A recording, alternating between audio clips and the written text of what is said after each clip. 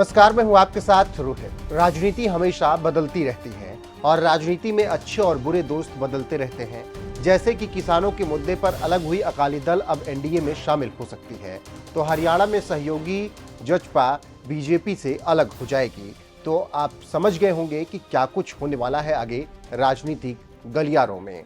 तो चलिए आपको समझाते हैं क्या है पूरा मामला इस रिपोर्ट में। दरअसल हरियाणा में बीजेपी की डबल इंजन सरकार के लिए मिशन 2024 डबल चुनौती बन गया है। पहली चुनौती जननायक जनता पार्टी से गठबंधन है और दूसरी लगातार तीसरी बार जीत दर्ज करने का दबाव। ऐसे में गृह मंत्री अमित शाह ने 18 जून को जजपा के गढ़ सिरसा में रैली की। बीजेपी कार्यकर्ताओं लोकसभा की सभी 10 सीटों पर बीजेपी की जीत के लिए तैयार रहने को उन्होंने कहा है।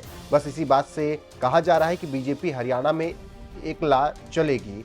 सिरसा की रैली के 3 दिन बाद 21 जून को दिल्ली में अमित शाह की बीजेपी के राष्ट्रीय अध्यक्ष जेपी नड्डा, मुख्यमंत्री मनोहर लाल खट्टर, प्रदेश अध्यक्ष ओपी धनखड़ और प्रदेश प्रभारी और त्रिपुरा के पूर्व मुख्यमंत्री बिप्लब देब के साथ करीब 2 घंटे तक बैठक हुई, जिसके बाद धनखड़ ने कहा कि गठबंधन को लेकर दोनों दलों में कोई मतभेद नहीं है, बस जीत के मंत्र पर मंत्रणा हुई है। दिल्ली की बैठक से पहले गुरुग्राम में मुख्यमंत्री खट्टर, धनखड़ और बिप्लब देब की बीजेपी की लोकसभा और राज्यसभा सांसदों के साथ बैठक हुई।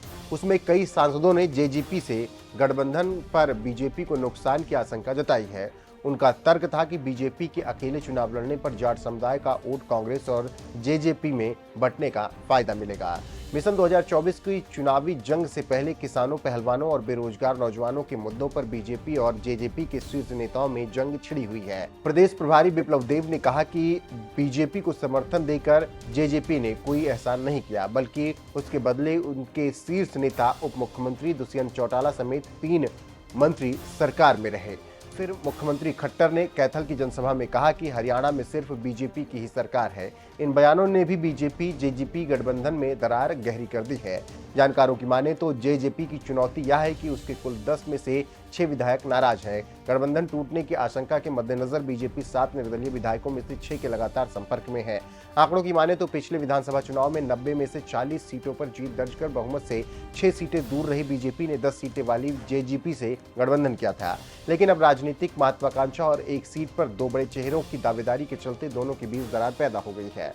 मसलन दुष्यंत चौटाला की ऊचान कला विधानसभा सीट और हिसार की लोकसभा सीट को लेकर ही अभी से बवाल मचा हुआ है।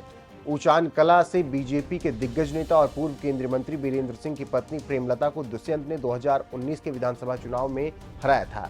2014 के चुनाव में बीजेपी विधायक बनी प्रेमलता की इस परंपरागत सीट को 2024 के विधानसभा चुनाव में बदलना बीजेपी के लिए आसान नहीं है।